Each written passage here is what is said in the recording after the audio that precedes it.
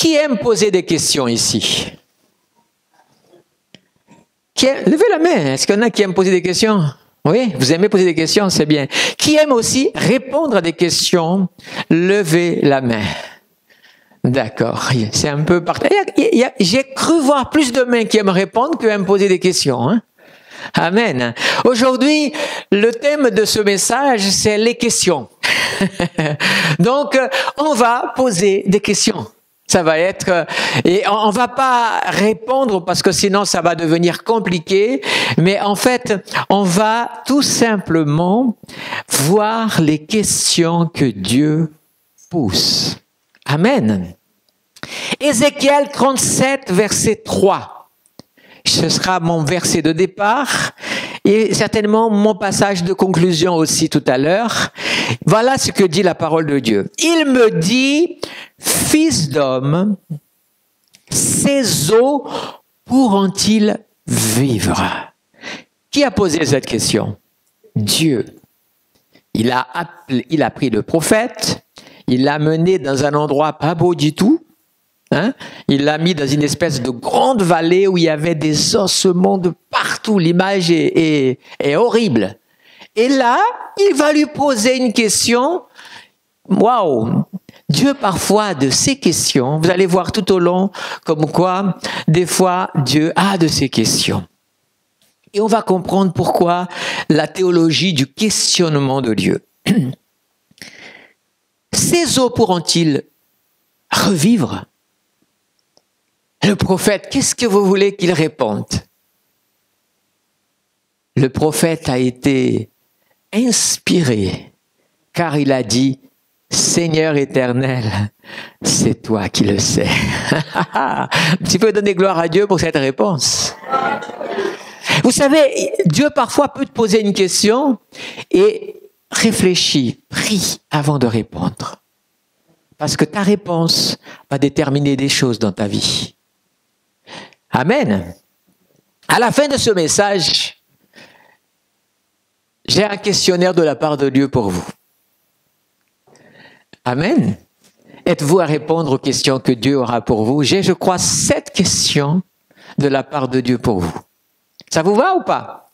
Donc, restez jusqu'au bout et même pour l'enregistrement, je conseille toute personne qui écoutera ce message d'aller jusqu'au bout parce que ce sera tellement important. Et les questions qui sont au bout sont pas dissociables des questions qui sont durant le message. Amen.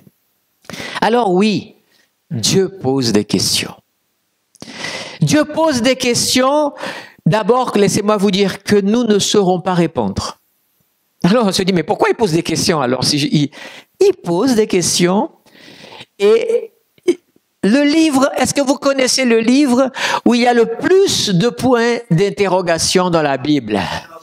Job, il y en a qui connaissent apparemment. Job est le livre où il y a le plus de questions. Et la concentration des questions se trouve du chapitre 38 au chapitre 42. Je voulais pas mener ici le nombre, mais une fois j'ai compté toutes les questions, il y a plus de 150 questions que Dieu pose à Job.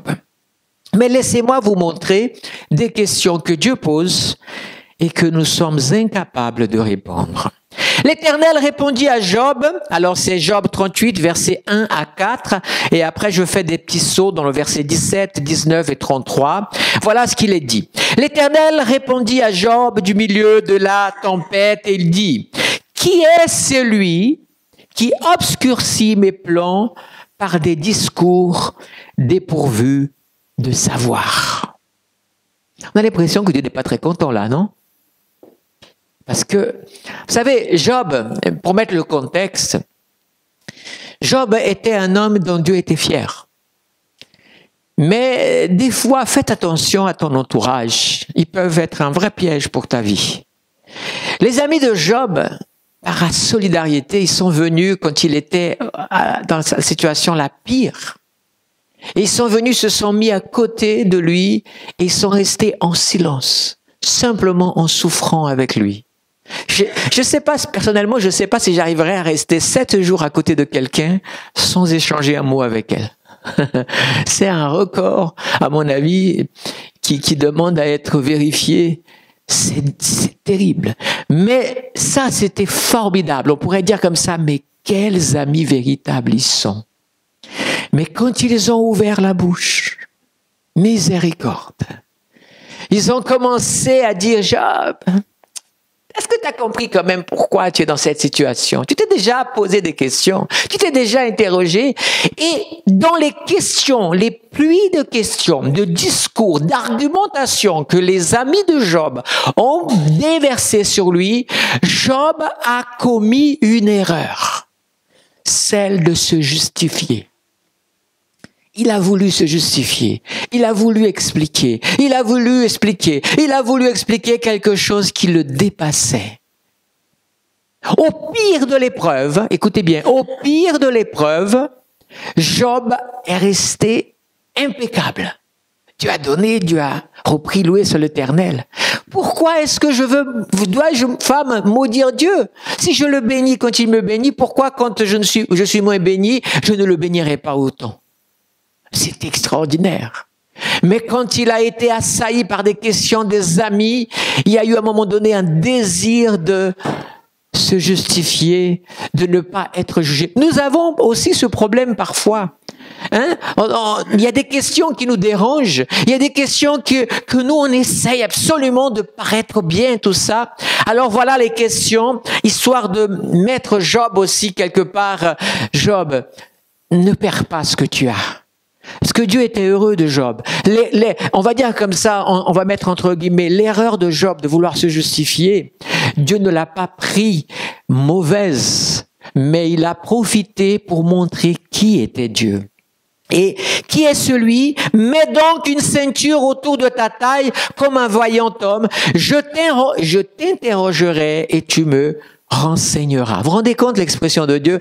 Je vais te poser des questions et toi tu vas me répondre. Quelque part, tu vas m'enseigner, Job.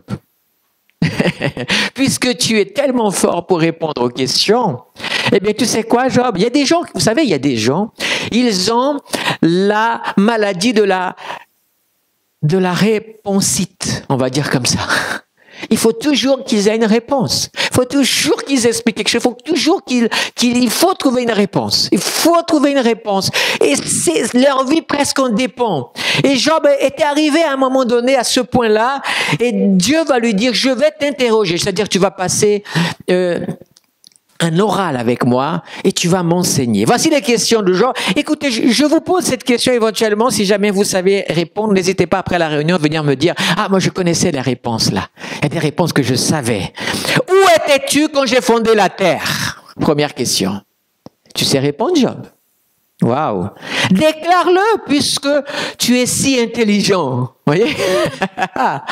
Où étais-tu quand Dieu a fondé la terre? Les portes de la mort t'ont-elles été dévoilées? Connais-tu la réponse à cette question? Quelqu'un la connaît par hasard? As-tu vu les portes de l'ombre de la mort même? Où est donc le chemin qui conduit à l'habitation de la lumière? Oh, la lumière, où est le chemin où elle habite? Waouh! Et les ténèbres, où ont-elles leur domicile? Connais-tu les règles du ciel? Celle-ci, elle est pas mal aussi, non? Peux-tu instaurer l'autorité de Dieu sur la terre? Alors celle-là, peux-tu instaurer l'autorité de Dieu sur la terre? Job. 8 questions, hein? Avec la première. Mais Dieu vous posera parfois des questions que vous ne saurez pas répondre. Rappelez-vous d'Ézéchiel. Seigneur, c'est toi qui sais. Il vaut mieux commencer à dire, Seigneur, fais ta volonté. Amen. Laissez-moi vous dire que Dieu pose des questions et dans le but de ces questions, c'est dans le but de nous éprouver. Ah oui? Oui. Vous voyez, par exemple, vous savez quoi, je vais passer cette question, je reviendrai après. Ça vous va? Je vais aller plus loin. Dieu pose des questions gênantes dont lui, il connaît déjà la réponse. C'est vrai ou pas? Vous voulez voir comme les questions de Dieu peuvent être gênantes? On va faire un petit voyage dans le jardin d'Éden. L'Éternel, alors c'est Genèse 3, 8 à 15, hein, je vous donne un peu. L'Éternel Dieu appela l'homme et lui dit, « Où es-tu » Combien de fois, quand nous péchons, nous aussi, nous essayons de trouver des excuses, de cacher nos péchés, Dieu dit, « Où es-tu » Est-ce que c'est déjà arrivé à vos parents de jouer à cache-cache avec vos enfants ou petits-enfants? Et vous savez où ils sont? Mais qu'est-ce que vous faites? Où serais-tu? Et des fois, l'enfant craque. Et vous continuez à faire semblant. Vous jouez le jeu. N'est-ce pas? Dieu est là dans le jardin d'Éden. Mais où est-ce qu'ils sont passés? Où es-tu? Waouh! Voici ce qu'il a répondu. J'ai entendu ta voix dans le jardin et j'ai eu peur parce que je suis nu et je me suis donc caché. Dieu va lui dire, qui t'a appris que tu étais nu? Une autre question gênante, hein? Oh Seigneur, c'est incroyable. Ça sort ça? Ah non, ça sort pas, dommage. Vous savez, c'était des feuilles de figuier qu'ils avaient utilisées pour cacher leur nudité. La feuille de figuier, elle a la forme d'une main, vous saviez? Elle est très grande. Donc ils ont mis, ça ressemble presque à ça. J'ai compté dimanche, mais là, il n'y a pas 5 doigts, il y a 8.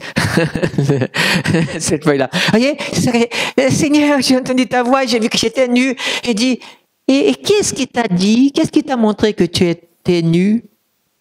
Ah, c'est gênant tout ça, non? Alors, Dieu lui dit, qui t'a appris que tu étais nu? Est-ce que tu as mangé de l'arbre que je t'avais défendu de manger? Juste comme ça, pour savoir. Est-ce que Dieu connaissait les réponses à ces questions? Et pourtant, il le pose. Dans ta vie, Dieu va te poser des questions. Ah mais Seigneur, qui le sait déjà, enfin! Non. Dieu veut quelque chose de toi. Est-ce que tu comprends? Vous saviez qu'il existe une méthode de compréhension qui est celle de, parfois en se posant la question, ça développe dans notre cerveau une réponse que si on se pose pas la question, elle ne viendrait pas logiquement. Elle n'aurait pas de sens. Dieu était dans cette idée avec Adam. Alors, non.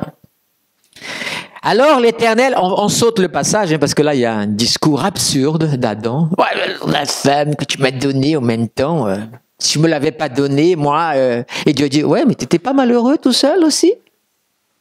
Hein? Faut savoir ce que tu veux. Tu l'as voulu, tu l'as, et maintenant tu la mets tout sur son dos. On a l'habitude de toujours culpabiliser les autres de nos erreurs, non? C'est ta faute, mon mari. C'est ta faute. Ma femme, c'est ta faute, pasteur, c'est ta faute, église. Alors, on va aller plus loin dans cette conversation un peu. Dieu va poser cette question, pourquoi as-tu fait cela? À la femme, hein? Et la femme répondit, le serpent, il m'a induit en erreur et je n'ai mangé. Vous savez, le serpent, il a sauciné Ève, il a fait comme ça, et ensuite il a amené le serpent. Et il a bouché le nez jusqu'au point où elle a fait, et il a glissé la pomme dans la pomme, pardon, je retire la pomme. Pourquoi on dit toujours la pomme? C'est incroyable. Le fruit qu'on ne sait pas, oh là, c'est comme ça que j'ai mangé, sinon je ne l'aurais jamais mangé, quoi. Vous vous rendez compte comme nous sommes capables de choses incroyables? L'Éternel Dieu dit au serpent, et ainsi de suite. Dieu pose des questions gênantes dont il connaît déjà la réponse, mais il veut te confronter à toi-même. Je donne un autre exemple encore. C'est quelques années plus tard, ou même, oui, quelques années plus tard, tout à fait. Caïn vient de tuer Abel. Ok? On sait que le sang d'Abel crie devant l'Éternel. Donc l'Éternel sait ce qui s'est passé. L'Éternel vient et voilà ce qu'il arrive et il parle à Caïn. L'Éternel dit à Caïn, donc Genèse 4, versets 6, 9 à 10, « Pourquoi es-tu irrité et pourquoi ton visage est-il abattu ?» Quand Dieu pose cette question, il n'a pas encore tué Abel, hein? Mais il est déçu parce qu'il a offert quelque chose à Dieu et il semblerait que Dieu ait donné un regard pour l'offrande d'Abel. Alors il est resté jaloux, vexé, toujours pour lui, toujours pour elle, moi on ne me voit pas. Amen. Alors Dieu pose la question, est-ce que Dieu ne sait pas qu'en faisant cela, mais Caïn il l'avait mauvaise, comme on dit dans le jargon, hein? Il l'avait vraiment mauvaise. Et Dieu lui pose la question. C'est comme si jamais, imaginez que moi, je dise quelque chose, et toi, ça t'énerve tellement, et puis moi, je te regarde et je souris. Pourquoi tu es fâché? Ne pose pas cette question. C'est agaçant. Et alors, où est Abel, ton frère? Une question quand même, comment est Abel, mon frère? Je ne sais pas. Suis-je gardien de mon frère, moi? Qu'as-tu fait? Pourquoi Dieu pose des questions comme ça? Parce que Dieu cherche un dialogue avec toi. Amen. Encore un peu plus loin, Jésus aussi, puisqu'il est Dieu, n'oubliez pas, il a utilisé cette théologie du questionnement aussi. J'appelle la théologie du questionnement. Je ne sais pas si cette expression peut être correcte ou pas, mais l'idée, vous comprenez ce que je veux dire par là. Vous savez, dans Matthieu 22, on a cette histoire de cet homme qui avait vraiment une fête à organiser et que les invités ne sont pas venus. Donc il est tellement aux abois qu'il prend tout le monde pour venir. On est d'accord?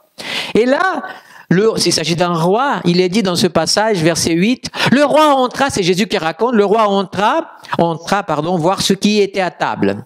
Et là, qu'est-ce qu'il voit? Il voit un homme qui est là, mais cet homme a un souci. Il est dans la fête, bien sûr, mais il n'a pas les habits de noces. Alors, il arrive, il dit comme ça, mon ami. Des fois, Dieu, quand il vient poser une question, il vient aussi et il t'appelle par la façon la plus intime. Quand tu entends ça, reconnais la voix de Dieu dans ta vie. Vous savez, quand Dieu te traite, mon enfant, tu entends cette voix, mon enfant, pourquoi tu as fait ça? Mon enfant, pourquoi tu as désobéi? Mon enfant, n'avais-tu pas entendu mon esprit te dire ne va pas dans cette chose, ne va pas dans cette affaire, ne va pas dans cet endroit, ce n'est pas ta place dans cet endroit. Et t'es allé quand même. Et puis maintenant Dieu, mon enfant, pourquoi tu as fait ça? Pourquoi as-tu désobéi? Ça arrive, non? Combien de fois dans l'esprit de Dieu a parlé, mais vous n'avez pas entendu? L'esprit vous a dit, tu es devenu une nouvelle créature, ne va plus là, ne fais plus ça, ne parle plus comme tu parlais avant. Fais attention, parce que j'ai vraiment quelque chose à faire dans ta vie, mais j'ai besoin de t'amener sur mon terrain. Et toi, tu es resté quand même. Hein? Ah, bien-aimé, c'est tellement important de pouvoir écouter quand Dieu parle. Quand Dieu te parle et te dit quelque chose, fais-le, obéis. Amen. Alors, pourquoi, mon ami, comment es-tu entré ici avec des habits sans avoir les habits de noces? Et regardez l'expression, cet homme eut la bouche fermée, car il a beaucoup d'appelés, mais peu d'élus. Cet homme a été gêné, parce qu'il pensait passer inaperçu, mais Dieu voit tout. Amen. Vous savez, je reviens à tout à l'heure, à la question de tout à l'heure. Ça fait partie aussi de ce que Jésus a fait. J'ai tout marqué ici, afin qu'on puisse vraiment pas oublier. C'est quand Dieu pose des questions afin de t'éprouver. C'est Jésus encore. Jésus ayant levé les yeux et voyant une grande foule venant à lui, il dit à Philippe, où achèterions-nous des pains pour ces gens afin qu'ils aient à manger? Et le texte dit, c'est dans Jean 6, 5 à 7, il disait cela pour l'éprouver, car il savait ce qu'il allait faire. Dieu sait ce qu'il va faire. Amen. Mais il ose quand même te faire participer à son projet en te posant une question afin que toi, tu ne sois pas là toujours dans la facilité. Oh, de toute façon, le Seigneur, il réglera le problème. Le Seigneur. Mais des fois, le Seigneur, il veut que tu participes à la solution du problème. Alors, il va t'interpeller, il va dire, tu as vu la foule? Tout ça demande quel succès, hein? Mais il faut les nourrir maintenant. Comment on va faire? Et là, il pose la question à moi, comme si moi je connaissais les réponses. Tu n'as peut-être pas la réponse à la question, mais Dieu veut t'utiliser. Amen. Est-ce qu'on a posé la question du fait de poser des questions, qu'on aime poser des questions. Fait, Dieu n'a pas de problème à ce qu'on lui pose des questions. Quand tu pries, Seigneur, Seigneur, Seigneur, tout dépend de ton état d'esprit, comment tu poses les questions à Dieu. Mais tu peux y aller. Par contre, attention quand tu poses des questions à Dieu. Il se pourrait que sa réponse te déplaise. Alors, on a un exemple que j'ai choisi ici. C'est ce jeune homme qui est allé voir et qui a dit comme ça, « J'ai respecté tous ces commandements dès ma jeunesse. Que me manque-t-il encore ?» Un petit peu orgueilleux, le jeune, non? Jésus lui dit, si tu veux être parfait, pourquoi Jésus a utilisé le mot parfait? Parce que le jeune homme donnait cette impression qu'il cherchait la perfection. Et peut-être qu'il y en a parmi vous qui ont le syndrome de la perfection. J'aimerais tellement, et qu'ils se mettent un fardeau, mais un fardeau sur la moindre erreur, alors que Dieu, écoute ça, aucun de tes péchés n'est une surprise pour Dieu. Aucune de tes erreurs n'est une surprise pour Dieu. Aucune de tes bêtises ne surprendra Dieu. Par contre, ce que Dieu attend, ce que Dieu peut, entre guillemets, être surpris, c'est de tes réactions face à ton péché, face à ta désobéissance, face à tout ça, si tu ne fais pas ce qu'il fait. Par exemple, tu peux être en colère avec quelqu'un et blesser quelqu'un. OK? Ben ouais, je connais mon fils, ma fille, il est un peu comme ça, j'ai encore du travail sur lui. Mais Dieu doit se dire comme ça. Mais je sais par contre qu'il a un bon cœur et qu'il va demander pardon. Et qu'il va réparer. Et là, toi, tu le fais pas. Alors là, Dieu se dit, ah ben dis donc, je crois que j'ai encore plus de boulot que je ne pensais sur lui ou sur elle. Parce que son orgueil est encore fort dans son cœur. Alors, puisque tu veux être parfait, il a dit à ce jeune homme, va, vends tout ce que tu as, donne-les aux pauvres, et tu auras un trésor dans le ciel, viens et suis-moi. Et le jeune homme a dit, Seigneur, je vais faire tout ça. Et il a commencé à dire, voilà maintenant, voici la clé de ma maison, voici la clé de ma voiture, voici, viens, tiens, je te donne aussi tout ce que j'ai, voilà tout. Et maintenant, je vais être missionnaire. Je vais travailler pour le Seigneur. Je vais consacrer. Est-ce que... Waouh! Moi, je bénis le Seigneur pour le courage qu'il m'a donné de faire ça. Bon, j'étais pas riche, hein, mais j'avais un bon emploi. J'étais honoré dans mon emploi. J'avais un appartement magnifique. Et je servais le Seigneur. J'étais... Et puis... Tout ça, Dieu a dit, lâche tout ça. Je vais te mener ailleurs, je vais te déraciner, comme a dit un frère quand je suis arrivé ici, quand il a dit que mon nom, ce que ça voulait dire d'un arbre magnifique qui existe.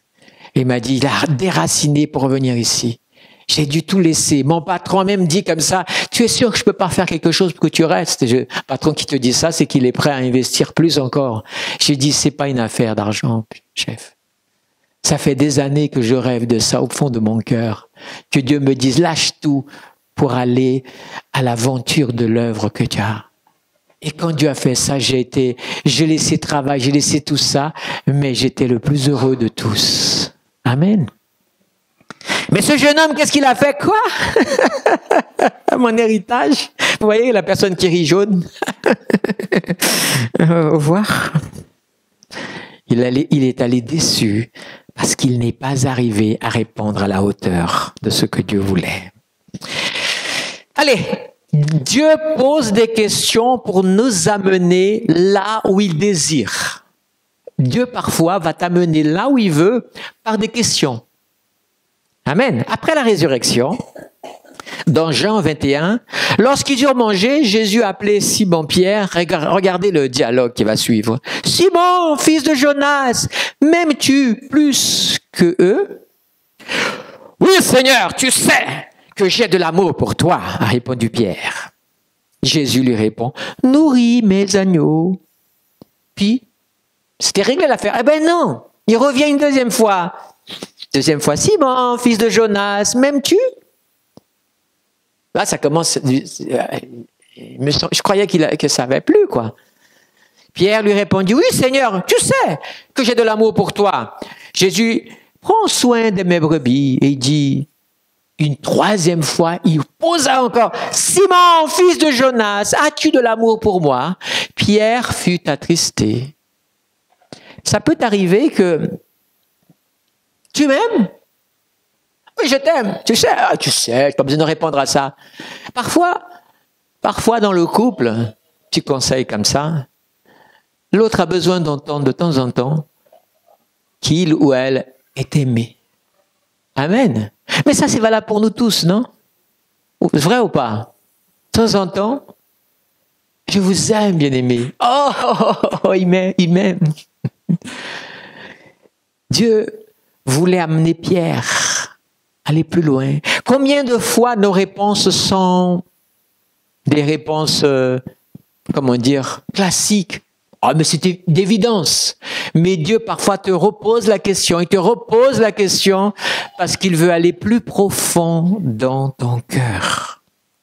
Alors, il répondit, « Seigneur, tu sais que j'ai de l'amour pour toi. » Pierre, il a dû chercher au fond de son cœur pour savoir qu'est-ce que j'ai mal répondu. Nourris mes brebis.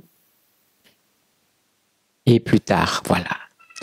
Mais bien-aimés, je ne sais pas en ce moment quelles sont les questions qui travaillent ton cœur, les interrogations, parce que s'il y a une chose qui font partie de notre vie, c'est les questionnements. Est-ce que je quitte la maison? Est-ce que je reste à la maison? Est-ce que je prends ce travail? Est-ce que je laisse ce travail? Est-ce que je signe ceci? Est-ce que je fais cela? Est-ce que je fais? Il y a tellement de choses qui se passent. Laissez-moi te donner un premier conseil. Quand tu as beaucoup de questions et pas de réponses, ne prends pas de décision. Amen. Mais quand tu choisis aussi d'aller vers Dieu, de déposer les questions et d'attendre les réponses de Dieu, ce sera l'objet d'un message à venir qui s'appellera l'attente. Apprendre à attendre. Waouh, c'est dur. Je vous assure que le silence de Dieu, c'est pire que la réponse d'un non de Dieu. Le silence de Dieu, le cerveau, il est là. Et il y a tellement de choses. Et ça, c'est une façon que Dieu a de te garder aussi et de travailler ta vie. Bien-aimés, j'aimerais qu'on vous puissiez baisser vos têtes maintenant. Et que pendant une minute, vous puissiez prier et dire à Dieu, dites à Dieu comme ça dans votre prière, à votre manière, « Seigneur, j'ai vraiment besoin que ce message non seulement parle à mon cœur, mais m'enseigne sur des choses que peut-être j'ai des questions que je me pose, peut-être j'ai des réponses que je ne sais donner. Et peut-être que Dieu, ça fait un moment que Dieu te pose une question et que tu ne réponds pas à Dieu. Peut-être qu'il y a des gens ce matin, ici, que Dieu attend une réponse.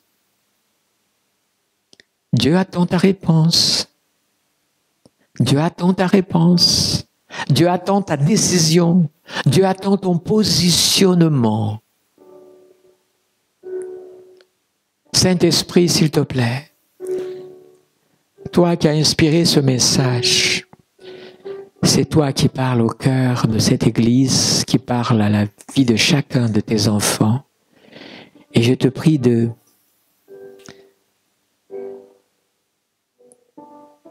mettre de l'ordre, s'il te plaît, dans les pensées, dans les cœurs, dans les émotions de chacun, afin que chacun sache véritablement,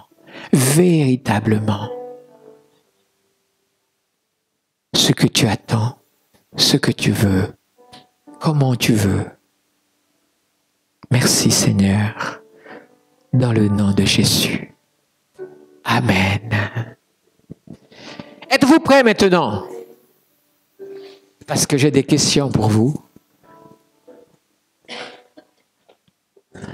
Quand j'ai préparé ce message, j'ai préparé tout ça, mais c'est hier soir, et pourtant ça fait déjà quelques jours, quelques semaines peut-être même, qu'il était là. Mais j'attends toujours le moment, c'est là maintenant.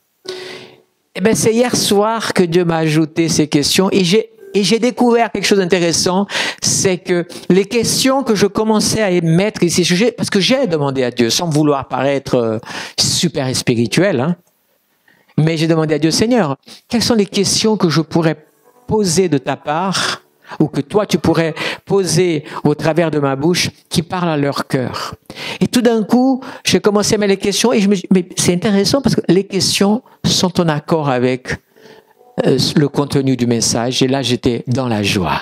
Alors, aujourd'hui, serais-tu prêt à répondre au questionnaire que Dieu a pour toi, Église? Individuellement, chacun. Es-tu prêt? Que vas-tu répondre aujourd'hui? Pendant que je vais poser ces questions, je vais te demander tout simplement de répondre à Dieu avec beaucoup de sincérité. Et si tu n'arrives pas à répondre immédiatement, continue dans la semaine à prier. Ne cherche pas un autre message, une autre prédication, ne t'éparpille pas spirituellement. Reste concentré jusqu'à ce que tu répondes à Dieu, parce qu'il y a des questions ici, que ta réponse va changer des choses dans ta vie. Amen. Dieu parfois attend une réponse. Et tant que la réponse ne vient pas, on reste là. Il est dit, et ce verset me vient à l'esprit maintenant, Ésaïe 6, l'année de la mort du roi Osias. J'ai vu la gloire de Dieu, a dit le prophète Ésaïe. Et il a vu les séraphins.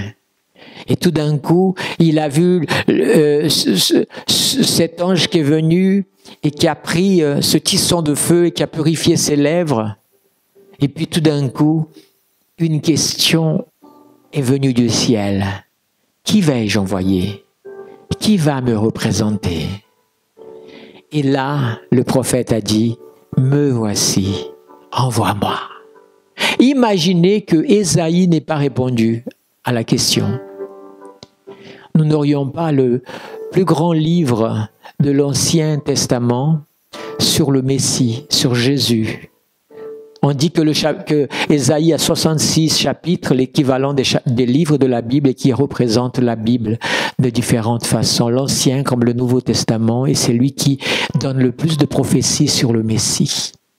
Regardez quel aurait été le raté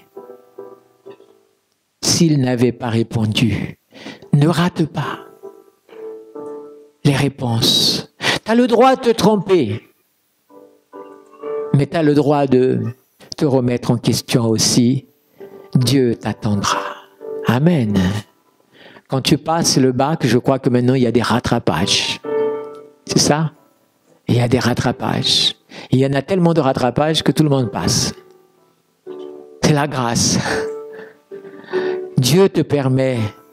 Mais n'oubliez pas, chaque fois qu'il y a un rattrapage, c'est un temps que tu as perdu. Une question qui ne fait pas partie de mon questionnaire, mais qui est tellement importante, c'est, toi qui es ici, est-ce que tu as déjà donné ta vie à Dieu? As-tu déjà accepté Jésus comme ton sauveur? Si c'est le cas, Amen. Mais Mais si ce n'est pas le cas, aujourd'hui, veux-tu recevoir le salut de Jésus dans ta vie? Veux-tu recevoir le salut de Dieu dans ta vie? C'est important que tu saches répondre à cette question si quelqu'un n'a pas encore fait cela. Allons-y aux questions. Comme pour Adam, voici la question. Où en es-tu de ton chemin avec Dieu? As-tu des problèmes avec l'obéissance? Je laisse ce moment, la musique peut continuer à jouer, dans ce moment ça m'aiderait même. Cette question, elle est importante. Où en es-tu? Sais-tu répondre où tu en es dans ton chemin avec Dieu? Et surtout, cette question qui vient derrière. As-tu des problèmes avec l'obéissance? Dieu te donne l'occasion aujourd'hui de régler cette affaire. Seigneur, je prie pour toute personne qui est touchée par cette question. Toute personne qui a un véritable combat pour obéir. Peut-être esprit rebelle, esprit de contradiction. Aujourd'hui, règle ton problème d'obéissance. Règle ton problème. Dieu veut que tu règles ça avec lui. Deuxième questionnaire, comme pour Caïn. Es-tu souvent irrité et avec des colères? Examine-toi. Est-ce que ça t'arrive d'être trop constamment irrité et la colère est constamment en train d'envahir ton cœur, agité? Et cela te fait-il perdre ta joie depuis un moment? Vis-tu des temps comme ça, cette période dans ta vie? Remets ça au Seigneur aujourd'hui. Réponds-lui. C'est chaque question que je pose, toi qui es touché par la question de façon personnelle, parle à Dieu pendant ce moment. Parle à Dieu. Remets cela à Dieu. Où est ton Abel? C'est quoi mon Abel? Mais moi, j'ai tué personne. Non, comprends ce que je vais. La question, c'est ce que tu penses être la source de tes problèmes. Parce que en tuant Abel, Caïn pensait comme ça, il se vengeait de tellement de choses. On ne va pas décortiquer tout ça, mais j'aimerais simplement utiliser cette expression. Où est ton Abel? C'est-à-dire, où est la source de ce que toi, tu penses qui est ton problème et que tu as des problèmes avec cela, justement. Des fois, tu peux avoir un problème avec quelqu'un, tu dis, cette personne, je ne peux plus la voir. Je ne peux plus la supporter. Elle devient. C'est pas bon pour toi. Peut-être dans ton travail, peut-être dans ton église, peut-être dans ta famille, peut-être dans ton milieu d'amis. Quelqu'un qui ne laisse pas dans ton cœur naître des colères. Ne laisse pas dans ton cœur naître des amertumes, des irritations. Ne laisse pas ces choses enlever la joie de Dieu de ta vie. Règle cela. S'il faut se réconcilier, réconcilie-toi. S'il faut pardonner, pardonne. S'il faut demander pardon, demande pardon. Mais n'envoie pas des demandes de pardon par SMS. Fais comme la Bible dit, va voir la personne. Ça demande de l'humilité, mais va le voir. Saint-Esprit, je prie pour toute personne qui est touchée par ces questions. Visite leur cœur aujourd'hui, parle-leur, s'il te plaît. Troisième questionnaire ou question, comme à Job, la question est, veux-tu être mon disciple et apprendre de moi ou préfères-tu savoir par toi-même? Il y a des gens qui, à un moment donné, ils pensent qu'ils peuvent apprendre tout seuls, qu'ils savent et ils se débrouillent tout seuls. Veux-tu vraiment être disciple du Seigneur? Le disciple est au pied du Maître. il boit les paroles du maître, il apprend avec le maître, il est rempli d'humilité. Et même s'il est ceci ou cela, mais il accepte de se remettre en question. Jésus cherche des disciples. Dieu cherche des disciples, pas des chrétiens, des disciples. On dit ça par opposition simplement parce que le mot chrétien a pris une forme un peu religieuse parfois. Et pour revenir à ça, c'est des disciples que Jésus a choisis. Et ces disciples n'étaient pas parfaits. Et même au bout, après sa résurrection, il était encore en train de questionner Pierre. Mais il ne t'abandonnera pas si tu acceptes d'être toujours là à côté de lui comme disciple. Apprends à être disciple. Arrête d'être indépendant et de vouloir vivre par toi-même, par ta façon de penser.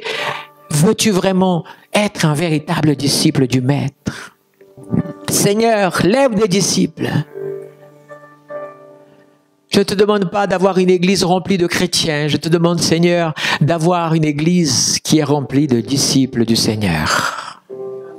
Merci, mon Dieu. Autre question encore, quatrième dans la liste. Comme à l'intrus de la parabole, vous savez l'intrus de la parabole, comme à l'intrus, c'est « Pourquoi es-tu ici ?» Voici la question. Comment vont tes vêtements spirituels? Pourquoi es-tu ici veut dire quoi? Pourquoi tu viens à l'église? Par conviction, par amour, par engagement, par service pour Dieu? Et là, ta vie d'église change complètement. Ta relation avec Dieu change complètement. Ou est-ce que tu viens parce que c'est des bons moments qu'on passe, on fait des amis, on découvre des choses, on entend une bonne parole, parfois une bonne bouffe. Pourquoi es-tu ici? Mais derrière cette question, la chose la plus importante, c'est tes vêtements spirituels. Comment vont-ils? Es-tu habillé par les vêtements que Dieu te donne ou passes-tu par la fenêtre et continues-tu à faire semblant? Ici, tu as une personne, dehors, tu as une autre personne. Seigneur, je prie, toute personne qui a besoin de ce travail sur elle, Saint-Esprit, aide, s'il te plaît. Alléluia. Il me reste 3 formulaires de questions. 3, je ne sais pas le terme, pardonnez-moi de ne pas utiliser. Et ce sont les 3 les plus importants maintenant des 7. Première, comme à Pierre, cette question vient, attention à cette question, écoute-la bien. Qui aimes-tu plus que moi? Tu as besoin de t'arrêter un moment, je vais prendre un moment. Il faudra poser cette question. Qu'est-ce qui est au-dessus de Dieu dans ta vie? M'aimes-tu plus que cela? Est-ce qu'il y a des choses? Parce que beaucoup n'avancent pas dans leur foi parce que leur carrière est plus importante que Dieu. Leur amitié est plus importante que Dieu. Eux-mêmes sont plus importants. Leur vie est plus importante que Dieu. Et Dieu passe à la trappe combien de fois dans ta vie? Parce que quand tu auras le temps, quand tu pourras, tu feras un effort, mais la question aujourd'hui, c'est m'aimes-tu plus? Parce que ta vie, elle est là. Oh, je n'ai pas dit que tu es un mauvais chrétien, mais simplement, tu n'es pas le chrétien encore que Dieu veut t'amener à être. Et c'est pour ça que tu as tellement de combats, parce que Dieu n'est pas premier dans ta vie. Sonde ton cœur. Cette question, je vais faire comme Pierre, poser la question, qui aimes-tu plus que Dieu? Qui ou quoi? Peut-être même ta propre famille, tu aimes plus que Dieu. Normalement, il n'y a pas de contradiction dans cette question, mais nous le faisons par nos attitudes. Troisième fois, qui aimes-tu plus que Dieu? Toi-même? Qu'est-ce qui est plus cher à tes yeux? À la première réponse à cette question, mais bien sûr, Dieu est premier. Mais cette question est reposée plusieurs fois parce qu'elle a le but de te révéler à toi-même. Est-ce que ta carrière? Comment je sais que quelque chose m'aime plus que Dieu? C'est quand je fais cette chose et constamment dans mes pensées. C'est ma préoccupation, ma réussite. Il faut que je réussisse là. Et du coup, on se sert de Dieu pour que Dieu nous bénisse. Si Dieu me bénit, alors ok, je le servirai, alors que en fait, Dieu, c'est d'abord, il est Dieu dans ta vie.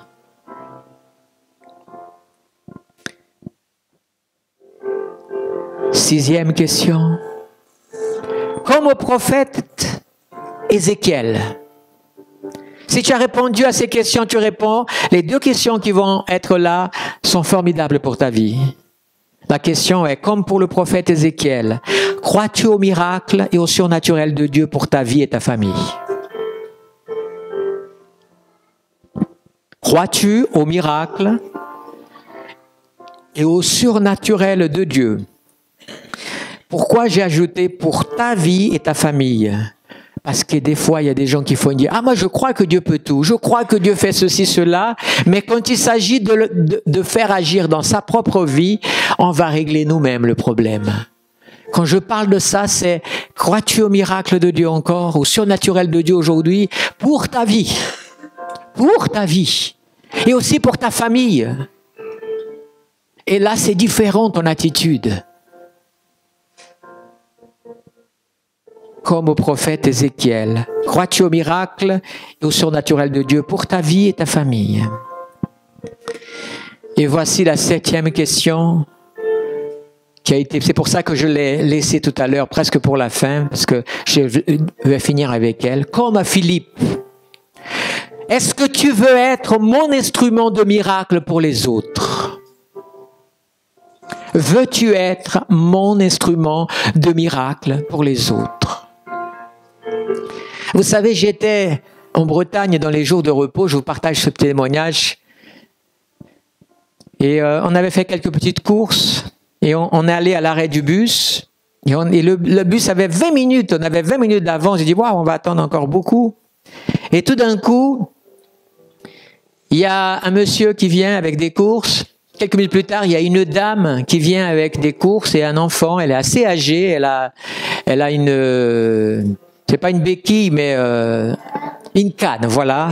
Et elle marche, on voit bien qu'elle s'assoit. Je laisse la place, elle s'assoit. Et pendant qu'on est ici, bon, voilà, on est dans un moment un petit peu comme ça, on se connaît pas, hein. Et elle est constamment en train de passer la main sur son genou. Et tout d'un coup, dans mon cœur, prie pour elle. Je dis, bon, ben, il faut trouver comment. Il faut créer quelque chose pour amener ça. Ou alors, est-ce que c'est juste de la compassion que j'ai pour elle? Est-ce qu'on est humain? Oh, bon, tu peux faire ça quand même, elle va te prendre pour ceci, cela. Mais ce qui est bien, c'est qu'à un moment donné, elle parle.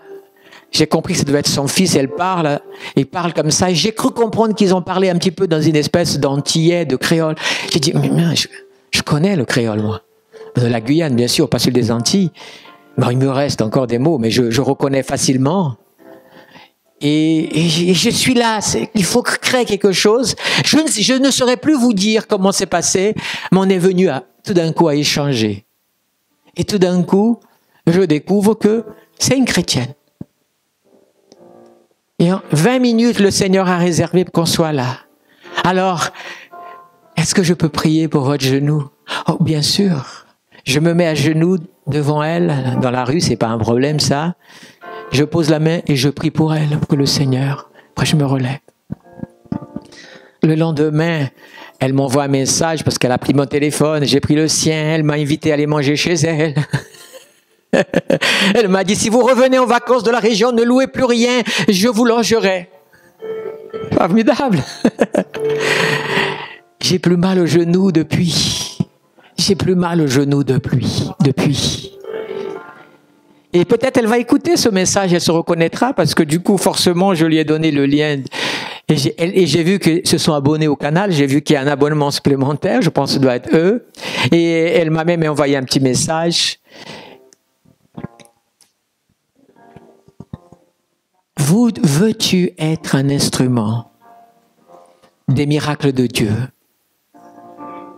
J'étais dans le métro de Paris, il y a du monde au métro de Paris. Et à des moments. Et tout d'un coup, je suis assis, il y a une dame qui rentre avec 2 enfants, il y a un garçon comme ça, il se met comme ça, et il parle à voix haute, il est agité, tout ça, un petit peu agité, et puis je regarde, et puis tout d'un coup, cet enfant est très intelligent. D'accord? Ok. Dis-le à sa mère. Et ça ouvre et elle part. Heureusement, on descend dans la même gare. Je suis avec Marlène, je suis avec sa sœur. On marche tout ça et c'est là. Va le dire à sa mère. Elle était au téléphone. Tout d'un coup, j'ai vu au loin, au milieu de la foule, elle y était encore. J'ai dit, excusez-moi, je suis parti comme un fou. Je courant. J'y arrivais jusque cette dame, je parle. Est-ce que je voulais vous parler tout d'un coup?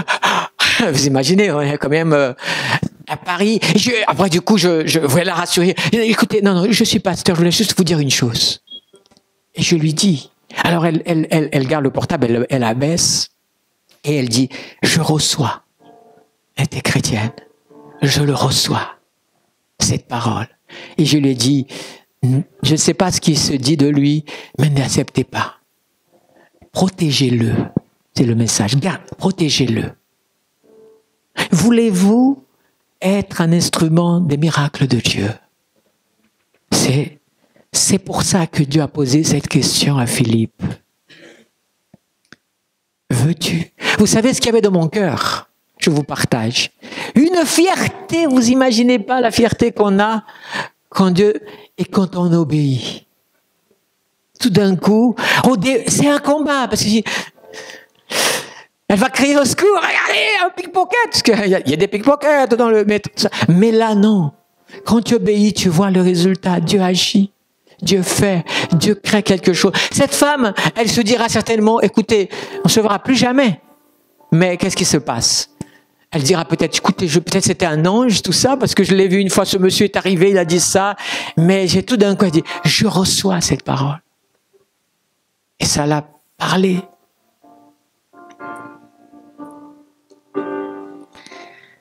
J'ai commencé par le prophète Ézéchiel, ce message, et voilà ce que dit le même Ézéchiel, après qu'il a dit, Seigneur, toi tu le sais. Chapitre 37, toujours le verset 4-5. Puis il m'a dit, écoute-moi ce que Dieu a dit au prophète. Quand il lui a répondu, tu le sais Seigneur, il dira, prophétise sur ces eaux. Tu leur annonceras, ô ce monde desséché, écoutez la parole de l'Éternel. Voici ce que dit le Seigneur l'Éternel à ces eaux.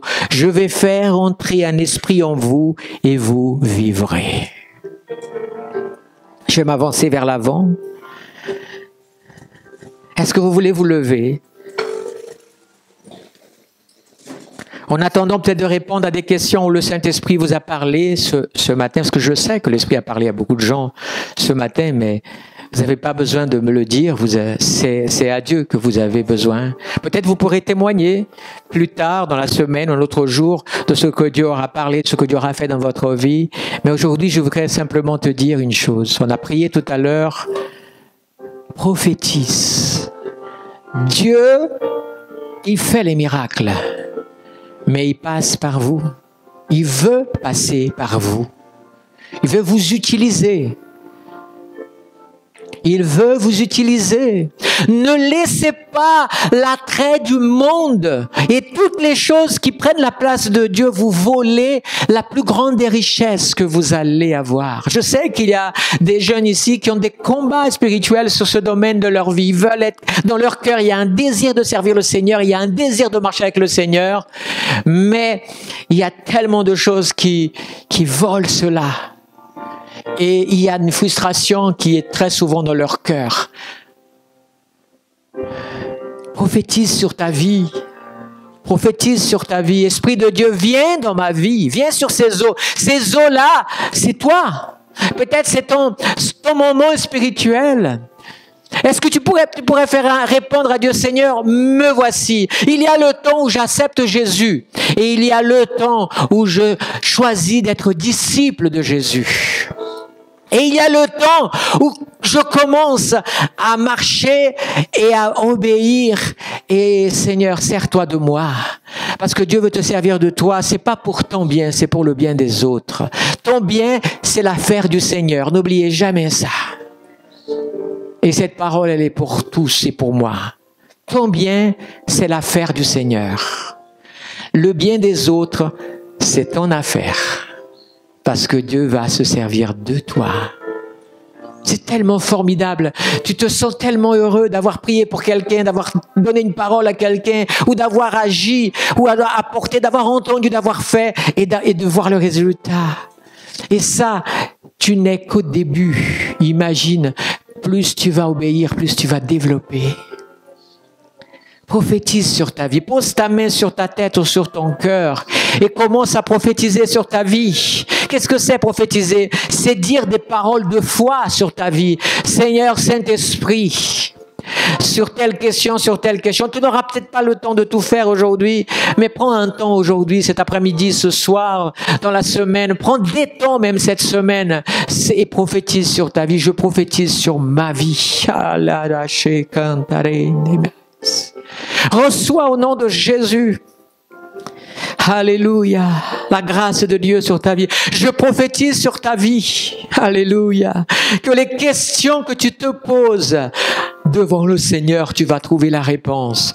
Prends le temps pour lui.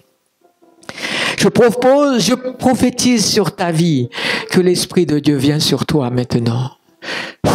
Souffle, Esprit de Dieu. Viens des quatre coins. Souffle sur les vies. Alléluia. Souffle, Esprit de Dieu. Prends toute la place ce matin dans cette assemblée et même dans les vies qui vont écouter ce message. La puissance de Dieu n'est pas obligatoirement pendant le direct. Il agit selon la foi de chacun. Reçois le souffle de Dieu sur ta vie. Sois libéré de tes peurs au nom de Jésus. Sois libéré de ta maladie au nom de Jésus. Sois libéré de tes malédictions, qu'elles soient héréditaires ou pas, au nom de Jésus. Sois libéré de tes prisons de la chair, au nom de Jésus. Sois libéré de tes prisons émotionnelles et affectives. Besoin d'amour, besoin d'être aimé. Trouve l'amour de Dieu, sois aimé par lui et tu verras qu'il comblera, il te donnera. Mais ne cherche pas à être comblé d'un amour humain si tu n'as pas la certitude que c'est Dieu qui le donne. Reçois l'amour de Dieu ce matin. Souffle, viens, Esprit de Dieu. Viens sur les vies. Alléluia. Esprit de Dieu, pendant que nous sommes dans la prière, je bénis ceux qui seront sur ce message et qui écouteront ce message au nom de Jésus. Je dis Amen pour eux. Je prophétise sur ta vie des réponses de Dieu, mais aussi que tu sauras répondre aux questions de Dieu pour ta vie. Soyez bénis au nom de Jésus.